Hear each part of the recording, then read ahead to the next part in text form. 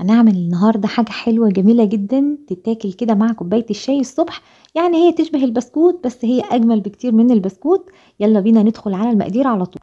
عندنا في المقادير كوباية كبيرة من الكوبايات المعيارية مليانة سكر عادي، ومعلقتين كبار مليانين من الحليب البودرة. وبعد كده كمان هنحط عليهم نص كوباية من المية المغلية جدا علشان تدوب السكر ده وتخلط المكونات دي خلط جامد جدا مع بعض. هيبقى ريحته وطعمه كده شبه الحليب المكثف المحلى. هنحط دلوقتي بيضتين حجمهم صغير، وممكن بيضة كبيرة حجمها كده كبير. لو مش عندكم بيض كبير هنستعمل بيضتين حجمهم صغير.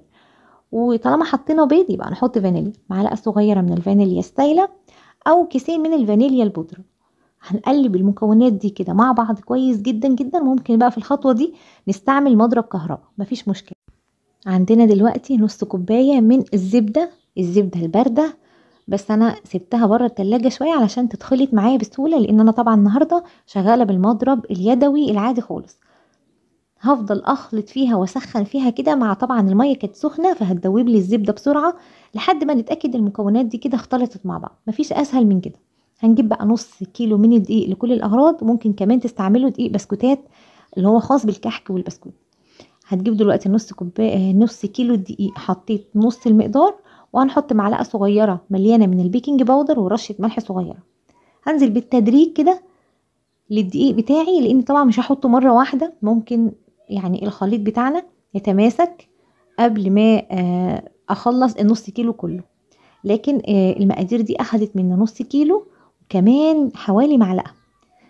المهم انا هقول لكم دلوقتي على قوام العجينه بتاعتنا.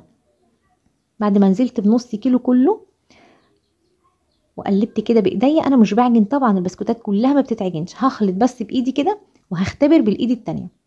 دي اخدت معايا نص كيلو من الدقيق ومعلقه مليانه. وبس كده، اول ما الاقيها مش بتلزق اخدت العجينه. وممكن تحطوها في التلاجة شويه لو الجو عندكم حر جدا في المطبخ. لو انتوا شغالين والجو حلو اشتغلوا فيها على طول من غير ما تريح خالص. هنفردها كده، السمك ما بيبقاش رفيع زي ما انتوا شايفين، فيها سماكه كده. برضه هوريكم السمك دلوقتي. وقطعتها بقطعه مدوره، ممكن تقطعوها بقطعه قلوب او اي قطعات عندكم. وحطيتها في الصاج مش مدهون اي ماده دهنيه. وهنجيب دلوقتي بقى خليط حلو جدا كده، هقول لكم هنحط ايه. عندي نص كوبايه من السوداني او اي نوع من المكسرات سوداني كده مطحون، وكمان ربع كوبايه من الدقيق، ومعلقتين من الزبده كده مش مليانين قوي. وهبدا افركهم كده مع بعض، افتفتهم لحد ما يبقوا فتات شبه الرمله كده. وبعدين هحط دلوقتي ربع كوبايه من العسل الاسود، وحوالي 8 كوبايه من الميه. اول حاجه هندهن وش البسكوت بتاعنا بالميه والعسل الاسود كله كده. وبعد ما نخلص هنحط بقى الفتات اللي احنا عملناها دي شبه الرمله المبلوله يعني. هنحطها على وش البسكوتات بتاعتنا ونحاول نكتر كده ونوزعها حلو قوي. وندخله فرن سخن يعني مسبقا على درجة حرارة 180 أو 170، وهياخد معانا حوالي 15 ل 20 دقيقة وهيستوي معانا.